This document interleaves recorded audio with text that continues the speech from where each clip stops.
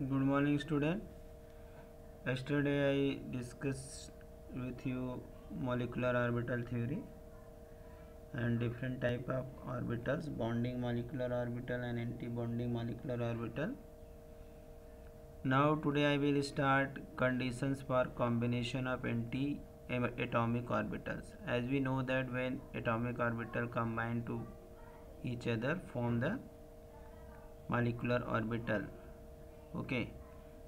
According to linear combination of the, you can see here, linear combination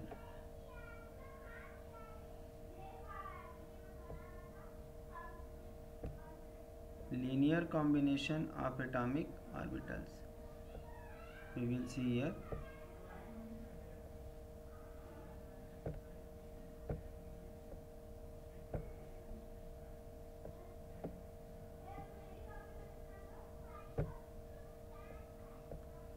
Linear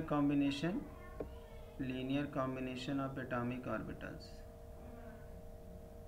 okay, to form the molecular orbital takes place only if the following condition are satisfied. अगर molecular orbital बनाना है तो एक condition satisfied होनी चाहिए. एक तो जो भी combining orbital है must have same और नियरली द सेम एनर्जी.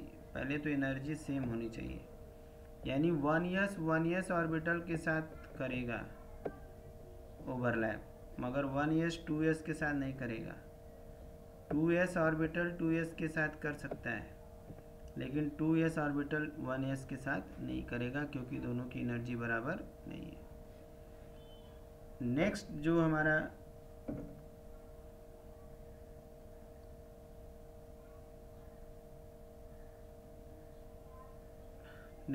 जो है combining atomic orbitals must have the same symmetry about the molecular axis. अब सिमेट्री भी सेम होनी चाहिए. अगर सिमेट्री सेम नहीं है, ओरिएंटेशन सेम नहीं है, सेम एक्सिस पे नहीं है, तो मॉलिकुलर ऑर्बिटल नहीं बनेगा. ये तो सिंपल सी बात है, शुरू से पढ़ते आ रहे हैं कि जब भी बॉन्डिंग होती है तो same energy, mixing of orbital हो रहा है तो सेम एनर्जी, और सिमेट्री भी सेम होनी चाहिए. एक्स एक्सिस पे है तो एक्स एक्सिस पे दोनों होने चाहिए, अगर जेड एक्सिस पे है तो जेड एक्सिस पे होने चाहिए. अब हम जेड एक्सिस को यहाँ पे हम कंबाइनिंग एक्सिस मान लेते हैं, मेन एक्सिस मान लेते हैं, बाकी जो है परपेंडिकुलर एक्सिस है अदरवाइज. ओके. अब यहाँ पे अगर देखा जाए तो जो 2pz ऑर्बिटल है एक एटम का, वो कंबाइन करेगा 2pz orbital of another, but वो x 2px या 2py से कंबाइन नहीं करेगा क्योंकि वहाँ सिमेट्री क्या हो जाएगी, डिफरेंट हो जाएगी. और अगर हम देखा जाए तो combining atomic orbital must overlap to the maximum extent. ज़्यादा ओवरलैपिंग बहुत ज़्यादा से ज़्यादा होनी चाहिए. ये नहीं कि पैरेलल एक्सिस पे जिस तरह से ओवरलैपिंग होती है उस तरह से. तो पहले तीन चीज़ें अगर सेटिस्फाई होंगी तब जा कर के मॉलिक्यूलर ऑर्बिटल बन सकता है. पहला तो combining atomic orbital must have the same और नियरली सेम एनर्जी. जब भी ऑर्बिटल कंबाइन होने जाए तो उनकी एनर्जी सेम होनी चाहिए या लगभग सेम होनी चाहिए. कंबाइनिंग एटॉमिक ऑर्बिटल्स की बात करते हैं तो they must have the same symmetry, okay, about the molecular axis. Molecular axis पे सेम सिमेट्री होनी चाहिए. अब कन्वेंशन के लिए अगर हम देखें तो जेड एक्सिस पे जो ऑर्बिटल है वो एक्स एक्सिस वाले या वाई एक्सिस वाले ऑर्बिटल के साथ कभी ओवरलैप नहीं करेगा, कंबाइन नहीं करेगा, क्योंकि दोनों की सिमेट्री क्या हो जाएगी, चेंज हो जाएगी. नेक्स्ट है कि कंबाइनिंग जो एटम्स या ऑर्बिटल्स होते हैं उन ज़्यादा से ज़्यादा ओवरलैप करना चाहिए. मतलब कहने का मतलब कि जितना एक्सटेंट ऑफ ओवरलैपिंग ज़्यादा रहेगा, greater the extent of overlapping, okay, तो greater will be the electron density between the molecular orbitals, nuclei of the molecular orbital, और उतना ही वो स्टेबल होगा, उतना ही क्या होगा, स्टेबल होगा। तो ये तो हो गया कंडीशन। अब इसके बाद हम आते हैं टाइप ऑफ मॉलिक्यूलर ऑर्बिटल। अब यहाँ पे टाइप ऑफ मॉलिक्यूलर ऑर्बिटल को डिज़ाइन किया गया है सिग्मा, पाई और डेल्टा। सिग्मा, पाई और डेल्टा से हमारा काम सिग्मा पाई से चल जाएगा, ठीक है, ज़्यादा हमें डेल्टा के पास नहीं जाना पड़ेगा। In this nomenclature the sigma molecular orbital are symmetrical around the axis, bond axis you can say, while pi molecular orbitals are not symmetrical, ये symmetrical नहीं होते हैं, ठीक है। अब यहाँ पे अगर कोई बॉन्डिंग मॉलिक्यूलर ऑर्बिटल है तो सिग्मा से केवल दिखाएंगे, और एंटी बॉन्डिंग है तो उसको स्टार से दिखाएंगे, ठीक है। If internuclear axis is taken to be an z direction, यहाँ पे हम जेड डायरेक्शन को मेन मानते हैं।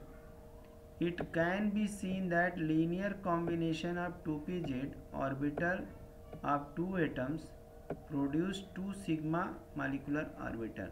अब एक एटम के, एक एलिमेंट के 2 एटम या 2 डिफरेंट एलिमेंट के हैं 2 एटम, अगर मिक्स होते हैं तो 2 सिग्मा मॉलिक्यूलर ऑर्बिटल बनेगा। एक तो हमारा बनेगा बॉन्डिंग जिसने कि इलेक्ट्रॉन शेयर किए, और एक हाई एनर्जी का बनेगा एंटी बॉन्डिंग। तो इस तरह से कह सकते हैं कि 2 तरह के सिग्मा बॉन्ड बनेंगे, एक तो बॉन्डिंग और एक एंटी बॉन्डिंग। जो बॉन्डिंग होगा वो उसके पास इलेक्ट्रॉन पेयर्ड होंगे और वो लो एनर्जी का होगा, और जो एंटी बॉन्डिंग होगा अगर इलेक्ट्रॉन पेयर्ड है तो रिएक्शन में जरूरी नहीं है कि बॉन्डिंग में पार्टिसिपेट किया हो, और उसकी एनर्जी बहुत ज़्यादा होगी। ओके, अब यहाँ पे एक चीज़ और ध्यान रखना होता है कि जो 2px है, जो हमें ज़रूरत है 2px जो है, 2px और 2py ऑर्बिटल जो होते हैं ये सिमेट्रिकल नहीं होते हैं। एक तो अराउंड द बॉन्ड एक्सिस, जो हमारा जेड क्या है, बॉन्ड एक्सिस है, ओके। अब यहाँ पे कारण क्या है कि 2 चीज़ें होती है, एक तो presence of positive lobe above the plane and negative lobe below the plane. अब ऐसे जो मॉलिक्यूलर ऑर्बिटल्स होते हैं उनको हम पाई से दिखाते हैं, पाई और anti bonding pi. A pi bonding molecular orbital has large electron density, इनके पास शेयरिंग का इलेक्ट्रॉन होगा above and below the nuclear axis, okay. और जो स्टार है, जो क्या है, स्टार है, मतलब एंटी बॉन्डिंग मॉलिक्यूलर ऑर्बिटल है, has a node between the nuclei, वो नोड होगा न्यूक्लियाई के बीच में। कहने का मतलब क्या है कि अगर इस तरह से लिखा हुआ सिग्मा लिखा हुआ है, इसके ऊपर कोई नोटेशन नहीं है, तो वो बॉन्डिंग मॉलिक्यूलर ऑर्बिटल, और स्टार बना हुआ तो एंटी बॉन्डिंग है। अब अगर अपने से समझ लेना चाहिए कि अगर सिग्मा बॉन्डिंग है तो मतलब उसके अंदर शेयर्ड इलेक्ट्रॉन है, स्टेबल है, एनर्जी लो है। स्टार है तो उसके अंदर अनशेयर्ड इलेक्ट्रॉन भी हो सकता है, पेयर्ड इलेक्ट्रॉन भी हो सकता है कि जिसने पार्टिसिपेट बॉन्डिंग में ना किया हो तो एंटी बॉन्डिंग हो गया, और उसकी एनर्जी बहुत हाई होती है, अनस्टेबल होता है। नेक्स्ट जो हमारा मॉलिक्यूलर ऑर्बिटल अब 2px और 2py की लगभग बराबर होती है, क्योंकि ये तो एक तो पैरेलल है, तो जिसमें पॉजिटिव लोब ऊपर की ओर होता है प्लेन से और नेगेटिव लोब नीचे की ओर होता है। अब ऐसे में जो molecular orbital are labelled by the pi bonding और anti bonding pi. Pi bonding molecular orbital जो होता है इसके अंदर लार्ज नंबर ऑफ इलेक्ट्रॉन होते हैं, और जो एंटी बॉन्डिंग होता है उसके अंदर नोड होता है, नंबर ऑफ इलेक्ट्रॉन नहीं के बराबर होता है, मतलब नोडल प्लेन वहाँ पे आ जाती है। अब यहाँ पे हम डायग्राम देखेंगे, बहुत इम्पॉर्टेंट होता है energy level diagram for the orbitals, okay. तो इसके लिए हमें कुछ याद रखना पड़ेगा।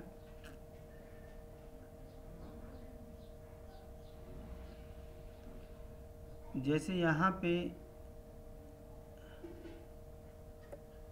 यहाँ पे जो है कि ऑर्बिटल्स को दिखाया गया है। पहले हम आते हैं ए में। अब यहाँ पे ये एटॉमिक ऑर्बिटल है, ये एटॉमिक ऑर्बिटल है। अब सपोज कि हमारे पास 2 ही इलेक्ट्रॉन है, तो दोनों इलेक्ट्रॉन इसके अंदर आ गए बॉन्डिंग में, जिसकी एनर्जी लो है, और यहाँ पे कोई इलेक्ट्रॉन नहीं है, इसकी एनर्जी हाई है, ऊपर चला गया। अब इसकी जब हम बॉन्डिंग करेंगे, एंटी बॉन्डिंग होगा तो इस तरह से दिखाएगा, ठीक है, और बॉन्डिंग होगा तो इस तरह से। इसी तरह से अगर p x p y z में देख लेते हैं, ये बेसिक चीज़ें हैं जिसको अगर हमें यूज़ करना हो तो हम कर सकते हैं। यहाँ पे जैसे पी जेड है, यहाँ पे सिग्मा बॉन्ड बना या एंटी बॉन्डिंग हो गया, क्योंकि यहाँ एनर्जी बहुत हाई है, और इसको हम इस तरह से शो कर सकते हैं। अब इसके बाद नेक्स्ट है, अगर पी एक्स है तो इस तरह से दिखाएंगे।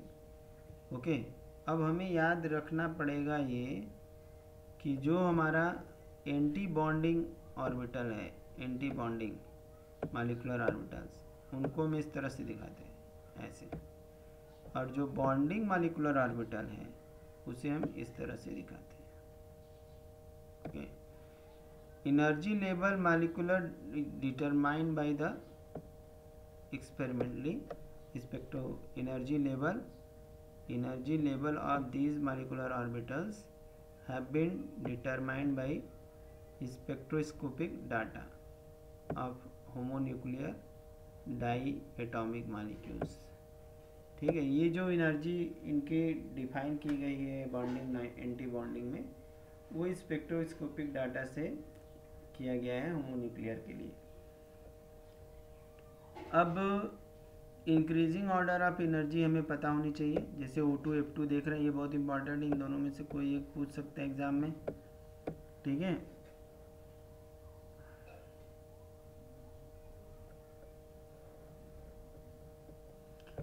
ये है यहाँ पे sigma 1s less than anti bonding 1s less than sigma 2s bonding anti bonding 2s less than sigma 2pz and less than pi 2px equal to pi 2pyz great less than 2 pi star 2px and star 2py। ये दोनों की energy equivalent होती है यहाँ पे, और इसकी energy सबसे ज़्यादा होती है, ठीक है, 2pz। अब ये जो सीक्वेंस दिया है किसके लिए दिया है? Okay,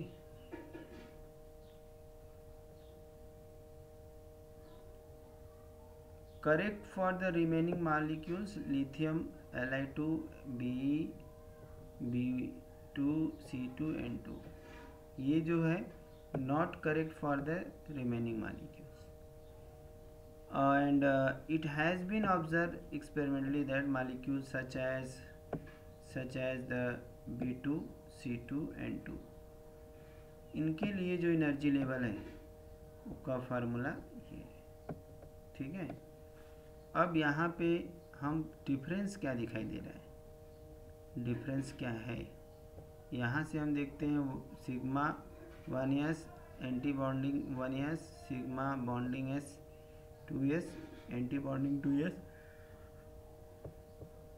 bonding 2pz and pi 2px equal to pi 2py less than pi 2pyx equal to pi 2py less than anti bonding 2p। अब यहाँ पे देख रहे हैं कि ये जो 2pz है वो इससे पहले है, इसमें कहाँ है 2pz इसके बाद, ठीक है।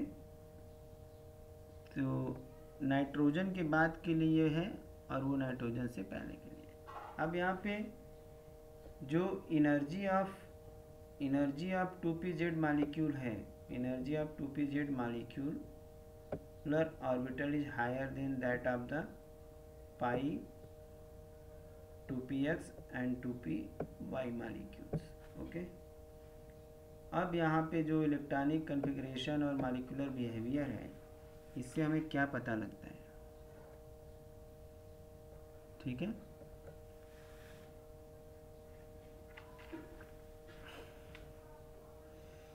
यहाँ पे जो इलेक्ट्रॉन का डिस्ट्रीब्यूशन मॉलिक्यूलर ऑर्बिटल्स में हम करते हैं, ये हमें बताता है electronic configuration of the molecule. जो हम डिस्ट्रीब्यूशन इस तरह से बिल्डिंग बना के दिखाया हमने, और इसके लिए हमें स्टेबिलिटी ऑफ मॉलिक्यूल पता चलती है। यहाँ पे N B is the number of electron occupy by the bonding orbital और N A is the number of electron occupied by the anti bonding. अगर कोई मॉलिक्यूल बना है तो उसके अंदर बॉन्डिंग एंटी बॉन्डिंग ऑर्बिटल दोनों होंगे, और दोनों के अंदर इलेक्ट्रॉन हो सकते हैं, किसी में नहीं भी हो सकते हैं। Molecular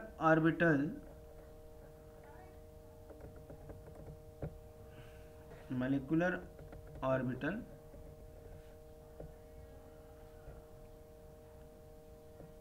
if you can say molecule is stable if Nb is greater than Na, Nb is greater than Na, molecule is stable। कब स्टेबल होगा? जब Nb यानी कि बॉन्डिंग ऑर्बिटल है उसकी संख्या ज़्यादा है एंटी बॉन्डिंग से। और अनस्टेबल कब होगा? जब Nb is less than Na, ठीक है। More bonding orbitals are occupied and so the bonding influence the stronger and stable molecule results। okay। अब एक चीज़ और अब पता लगती है, bond order. What is bond order? अगर हमें बॉन्डिंग एंटी बॉन्डिंग ऑर्बिटल्स पता है तो उससे हम बॉन्ड ऑर्डर भी निकाल सकते हैं। पिछले चैप्टर में भी आया था।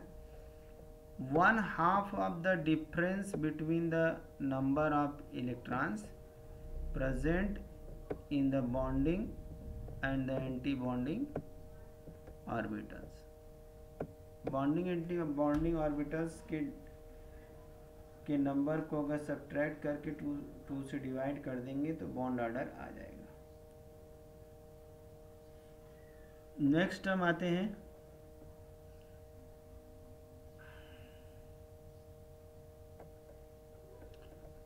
अगर यहाँ पे देखा जाए पॉजिटिव अगर बॉन्ड ऑर्डर आया है यानी Nb is greater than Na, और इसका मतलब है कि स्टेबल मॉलिक्यूल बना है। वाइल अगर निगेटिव आया है तो इसका मतलब Nb is less than Na है। ये 0 भी हो सकता है, बराबर भी हो सकते हैं, ठीक है। तो bond order means unstable molecule. Okay, अगर 0 आ रहा है या निगेटिव आ रहा है तो मॉलिक्यूल स्टेबल नहीं है। प्लस में आ रहा है तो स्टेबल है। नेचर ऑफ बॉन्ड की बात करते हैं तो अगर 1 बॉन्ड है, ठीक है, तो बॉन्ड ऑर्डर की वैल्यू जो आती है 1 2 3 ऐसे करके आती है। तो सिंगल, अगर 1 है तो सिंगल बॉन्ड हो गया, 2 है तो डबल बॉन्ड, 3 है तो ट्रिपल बॉन्ड, 4 होगा तो क्वाड्रपल बॉन्ड, जो कि अभी नहीं पाया जाता है। Respectively study in the classical concept. ये हमें नेचर ऑफ बॉन्ड भी पता लग जाता है बॉन्ड ऑर्डर से, ठीक है। अब बॉन्ड लेंथ अगर हमें निकालनी है, ठीक है, bond order between 2 atom in a molecule में be taken as approximate measure of bond length. जो बॉन्ड ऑर्डर आएगा, अगर मान लो बॉन्ड ऑर्डर 2 1 आता है तो सिंगल बॉन्ड होगा सारा, तो उसकी बॉन्ड लेंथ ज़्यादा होगी डबल बॉन्ड से। अगर बॉन्ड ऑर्डर 2 आता है तो 3 आता है तो उससे भी कम हो जाएगी। मतलब कहने का मतलब सबसे कम बॉन्ड लेंथ जो होगी वो ट्रिपल बॉन्ड वाले केस में होगी, ठीक है। तो इस तरह से हम इसका यूज़ करके हम बॉन्ड लेंथ भी पता कर लेते हैं। सिंगल बॉन्ड जो होता है वो ज़्यादा बड़ा होता है in comparison to triple bond. इसके बाद आता है magnetic property. Okay, if all molecular orbital in a molecule are doubly occupied, हर के अंदर अगर डबल बॉन्ड डबल इलेक्ट्रॉन है तब तो वो डायमैग्नेटिक होगा। अब अगर 1 या उससे ज़्यादा है,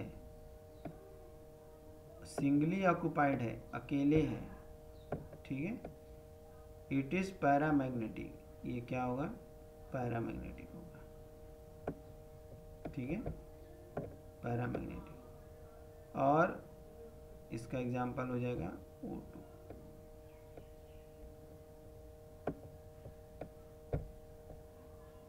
ठीक है, O2 मान लीजिए।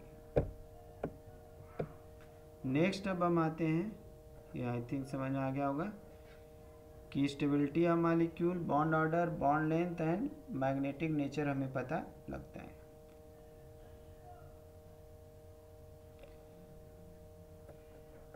अब यहाँ पे हम देख सकते हैं कि कुछ एग्जाम्पल ले लेते हैं, एग्जाम्पल पे अब बात कर लेते हैं। ठीक है, यहाँ पे पहला है हाइड्रोजन मॉलिक्यूल। हाइड्रोजन मॉलिक्यूल की बात करते हैं। अब इसका इलेक्ट्रॉनिक कॉन्फ़िगरेशन करेंगे तो यहाँ पे केवल एक सिग्मा 1s2 मिलेगा, क्योंकि 2 ही इलेक्ट्रॉन है, तो एंटी बॉन्डिंग में जाने का चांस रही है। ठीक है, तो इस तरह से बॉन्ड ऑर्डर इक्वल टू क्या हो जाएगा, यहाँ से बॉन्ड ऑर्डर हो जाएगा NB minus Na, NB minus Na। ठीक है,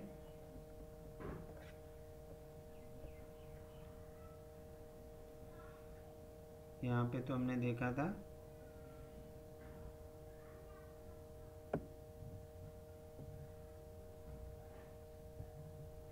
एक एक एग्जाम्पल लिखते हैं। यहाँ पे हम देख रहे थे, यहाँ पे बॉन्ड ऑर्डर जो है NB माइनस Na/2। अब NB यहाँ पे हो गया 2, क्योंकि यहाँ पे 2 इलेक्ट्रॉन दिखाई दे रहे हैं, और Na कोई एंटी बॉन्डिंग ऑर्बिटल नहीं है, तो इसलिए यहाँ पे जाएगा 0। ठीक है, अगर 3 होता तो 1 यहाँ पे आ जाता। ठीक है, तो इस तरह से इसका बॉन्ड ऑर्डर आ गया 1। अब इसका मतलब क्या है कि 2 हाइड्रोजन अगर मिलेंगे एक साथ बॉन्ड टुगेदर बाय ये सिंगल कोवेलेंट बॉन्ड, तो वहाँ पे क्या बनेगा, सिंगल कोवेलेंट बॉन्ड बनेगा, और जो बॉन्ड डिस्ट्रीब्यूशन इंथैल्पी होगी हाइड्रोजन की वो 438 किलो जूल पर मोल होगी। अब बॉन्ड लेंथ देखेंगे तो 74 pm होगा। ठीक है, कोई यहाँ पे अनपेयर्ड इलेक्ट्रॉन नहीं है, अनशेयर्ड इलेक्ट्रॉन नहीं है, तो इसका मतलब मॉलिक्यूल डायमैग्नेटिक है। ठीक है, इस तरह से ये डायमैग्नेटिक। ऐसे हम हीलियम का देख लेंगे। हीलियम का एटॉमिक नंबर क्या होगा, 2। अब 2 है तो क्या हो गया 4, तो कुल मिला के यहाँ 4 इलेक्ट्रॉन है। He molecule there would be 4 electron, 2 1 का 2 1 का। अब इलेक्ट्रॉन इसमें क्या होगा, एक तो एक पेयर इलेक्ट्रॉन इसके अंदर चला जाएगा पाउलिंग के हिसाब से, एक पेयर इलेक्ट्रॉन इसमें चला जाएगा। तो यहाँ पे बॉन्डिंग एंटी बॉन्डिंग हमें दोनों मिल गया, यहाँ मिल गया, यहाँ मिल गया। अब इसमें हम बॉन्ड ऑर्डर निकालेंगे, तो 1/2, 2 - 2 = 0। ठीक है, तो यहाँ बॉन्ड ऑर्डर क्या आ गया 0। इसका मतलब ये मॉलिक्यूल एग्जिस्ट नहीं करेगा। Helium is therefore unstable and does not exist, इस तरह से ये नहीं पाया जाएगा।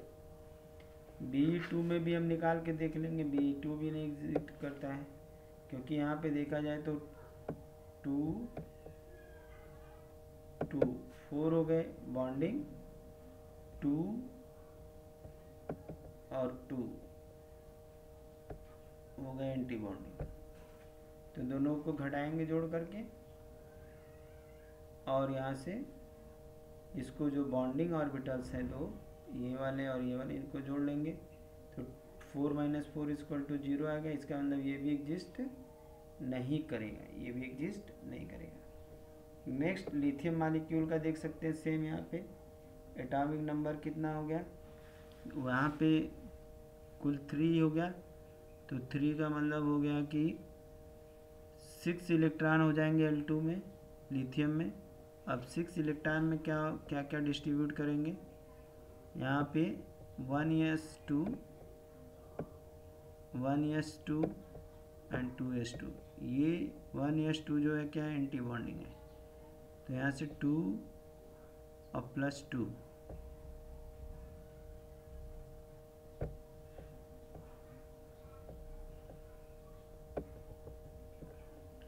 तो यहाँ पे हम ये देख रहे हैं कि अगर ये लिथियम के केस में 2 मॉलिक्यूल बॉन्डिंग हैं और 2 एंटी बॉन्डिंग है और 2 यहाँ पे बॉन्डिंग है, तो बॉन्डिंग टोटल मिला के कितना हो गया 4, और 2 माइनस कर दिए तो कितना हो गया 1, 2 से डिवाइड करने के बाद, ठीक है। तो ये हो गया हमारा लिथियम के लिए। Lithium molecule has it's clear that there are 4 electron present in bonding molecule, 2 orbitals and 2 electron present in the anti bonding, 2 जिसमें से बॉन्डिंग में होंगे और 2 एंटी बॉन्डिंग में हो सकते हैं। नंबर ऑफ इलेक्ट्रॉन के ऊपर डिपेंड करता है। यहाँ पे जो वैल्यू आई 1/2 4 - 2 = 1 है, तो इट मीन्स कि lithium molecule is stable. Lithium molecule क्या है स्टेबल है। And since it has no unpaired electron, इसके बाद कोई अनपेयर्ड इलेक्ट्रॉन नहीं है, ठीक है, तो ये डायमैग्नेटिक है। ये क्या है डायमैग्नेटिक है, ठीक है। तो इस तरह से हमने लिथियम मॉलिक्यूल का भी देख लिया, ठीक है। अब इसके बाद हम कार्बन मॉलिक्यूल, कार्बन पे आ जाते हैं। कैसे कार्बन करता है कार्बन C2, अगर यहाँ पे देखिए इलेक्ट्रॉनिक कन्फिग्रेशन अगर एक कार्बन का करेंगे, एक कार्बन का, तो 1s2 2s2 2s2 2p2, 12 electrons यहाँ पे हैं, टोटल यहाँ पे 12 इलेक्ट्रॉन्स हैं। और ये जो इलेक्ट्रॉनिक कन्फिग्रेशन यहाँ पे करते हैं C2 मॉलिक्यूल में, तो यहाँ पे क्या है कि पहले बॉन्डिंग हो गया sigma 1s2 sigma 1s2 star sigma 2s2 sigma star 2s2 and sigma. हमें टोटल 12 इलेक्ट्रॉन को डिस्ट्रीब्यूट करना है, 2 है ना, तो 6a 6a 12 हो जाएंगे। तो यहाँ पे बॉन्डिंग एंटी बॉन्डिंग को जोड़ते हुए चलेंगे, तो यहाँ से 2 पाई px और ये है, ठीक है। तो इसके लिए यहाँ पे क्या होगा, अगर हम स्टार्टिंग के ये जो है इसको के बना दें तो उससे कोई फ़र्क नहीं पड़ता है। हमें अगर बॉन्डिंग और ऑर्डर निकालना है, बॉन्ड ऑर्डर निकालना है, तो हम क्या करेंगे, यहाँ पे पहले देखेंगे कि हमारे बॉन्डिंग कितने ऑर्बिटल हैं। 2 है यहाँ पे, यहाँ भी 2 है, और ये 2 2 4 है, ठीक है। तो यहाँ पे 2 2 4 4 2 6 एंड 2 8 8 यहाँ पे क्या है हमारे बॉन्डिंग ऑर्बिटल्स हैं। और इनमें से हम एंटी बॉन्डिंग अगर घटाएंगे तो 2 है, ये 2 4 हो गया, ठीक है। तो 8 - 4 सॉरी, तो कितना आ गया 2 आ गया। इसका मतलब कार्बन कार्बन क्या है डायमैग्नेटिक है, और यहाँ पे डबल बॉन्ड बन रहा है इनके बीच में, ओके। अब इस तरह से ये जो कार्बन होता है वह वेपर फेज में मिलता है। कि यहाँ पे डबल बॉन्ड है ये पता लग गया यहाँ पे, इसका मतलब है कि एक पाई और एक सिग्मा बॉन्ड हो सकता है, 4 इलेक्ट्रॉन आपस में मिलना है। तो आई बात समझे। तो यहाँ कार्बन के केस में थोड़ा सा बड़ा हुआ ना, तो यहाँ पे देखा हमने, एक बार फिर से देख लेते हैं कि कार्बन का electronic configuration 1s2 2s2 2p2 है। तो इसी तरह से दूसरे वाले कार्बन, 2 कार्बन है तो दोनों कार्बन का इसी तरह से होगा। अब दोनों कार्बन का मिला लें तो 12 इलेक्ट्रॉन हो गया। अब 12 इलेक्ट्रॉन को हमको इसके अकॉर्डिंग बांटना है, तो यहाँ वैल्यू पुट करेंगे 2 2 2 2, ठीक है, 12 इलेक्ट्रॉन हो जाएगा। अब इसमें जो एंटी बॉन्डिंग वाले हैं जो पार्टिसिपेट में भाग नहीं लिए, अरे कहने का मतलब जिनकी एनर्जी बहुत ज़्यादा है, तो इनको जोड़ लेंगे, 2 2 4 हो गया। और यहाँ पे टोटल बचे 8, तो 8 में से 4 को हटाया, घटा दिया यहाँ पे, और 2 से डिवाइड किया तो 2 आया यहाँ पे। इसका मतलब ये डायमैग्नेटिक है, और यहाँ पे ये जो वेपर फेज में मिल रहा है, और यहाँ डबल बॉन्ड है कार्बन कार्बन के बीच में, ठीक है। तो इस तरह से हमें कार्बन का पता लग गया। ऐसे ही हम दूसरे जो मॉलिक्यूल्स हैं उनका हम करेंगे, ठीक है।